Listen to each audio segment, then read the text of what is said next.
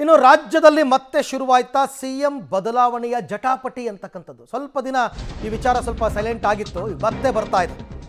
ಯಾಕೆಂದರೆ ಸಿಎಂ ಆಪ್ತರ ಹೇಳಿಕೆಯ ವಿರುದ್ಧ ಡಿಕೆ ಆಪ್ತರು ಸಿಟ್ಟಾಗಿದ್ದಾರೆ.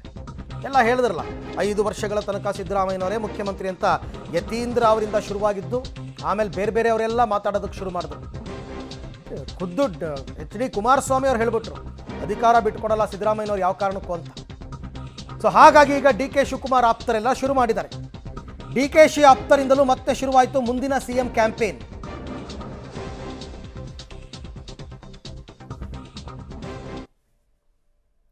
ಸಿದ್ದರಾಮಯ್ಯನ ಸರ್ಕಾರ ಸ್ಥಿರವಾಗಿದೆ, ಅಭಿವೃದ್ಧಿ ಕಡೆ ಹೆಜ್ಜೆ ಆಗ್ತಾ ಇದ್ದೀವಿ.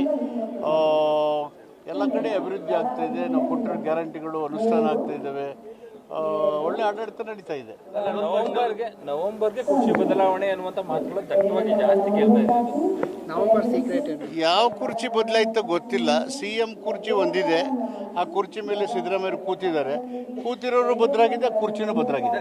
ಈ ಮುಖ್ಯಮಂತ್ರಿ ಹುದ್ದೆ ಅಗ್ರಿಮೆಂಟ್ ಆಗಿದೆ ನವೆಂಬರ್ ತಿಂಗಳಿಗೆ ಹೇಳ್ತಾನೆ ಇದೆ. ಅದು ಇವಾಗಿಂದ ಹೇಳ್ತಿದ್ದಾರೆ, ಸರ್ಕಾರ ಬಂದಾಗಿಂದನೂ ಹೇಳ್ತಿದ್ದಾರೆ. ಸೊ ಅವ್ರು ಹೇಳ್ತಾ ಇದ್ದಾರೆ ನವೆಂಬರ್ಗೆ ಬದಲಾವಣೆ ಅಂತ ಆ ಥರ ನಾನು ಹೇಳ್ದಲ್ಲ, ಸರ್ಕಾರ ಬಂದಾಗಿಂದನೂ ಹೇಳ್ತಿದ್ದಾರೆ.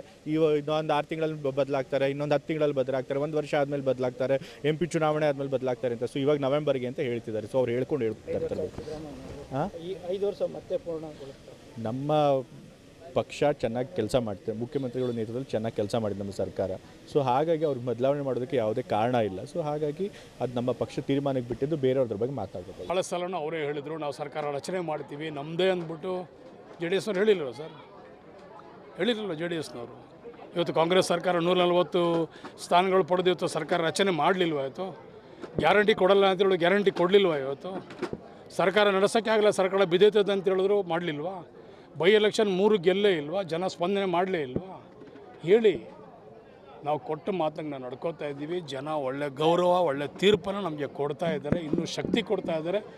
ಮುಂದೊಂದು ದಿವಸದಲ್ಲಿ 140 ಅಲ್ಲ, ಇನ್ನೂ ಹೆಚ್ಚಿಗೆ ಸೀಟು ಗೆದ್ದು ಮತ್ತೆ ಸರ್ಕಾರ DK ಶಿವಕುಮಾರ್ ಅವ್ರ ನೇತೃತ್ವದಲ್ಲಿ ಸರ್ಕಾರ ರಚನೆ ಅಂತ ನಾವು ಮಾಡ್ತೀವಿ. ಖಂಡಿತವಾಗೂ ನಾವು 200% ಮಾದಪ್ಪನಣ್ಣನೂ ಮಾಡ್ತಾರೆ. ರೈಟ್. ಯಾವಾಗ ಮಹಾದೇವಪ್ಪನವರು, ಯತೀಂದ್ರ ಅವರೆಲ್ಲ ಹೇಳಿದ್ರು, ಈಗ DK ಶಿವಕುಮಾರ್ ಅವರ ಆಪ್ತರು ಕೂಡ ಶುರು ಮಾಡಿದ್ದಾರೆ. DK ಶಿವಕುಮಾರ್ 200% ಮುಂದಿನ CM, ಅದನ್ನು ತಡೆಯೋಕ್ಕೆ ಯಾರಿಂದನೂ ಆಗಲ್ಲ ಅಂತ. ಜಟಾಪಟಿ ಹೀಗೆ ಮುಂದುವರಿಯುತ್ತಾ ಅಥವಾ ನಿಲ್ಲುತ್ತಾ ನೋಡೋಣ.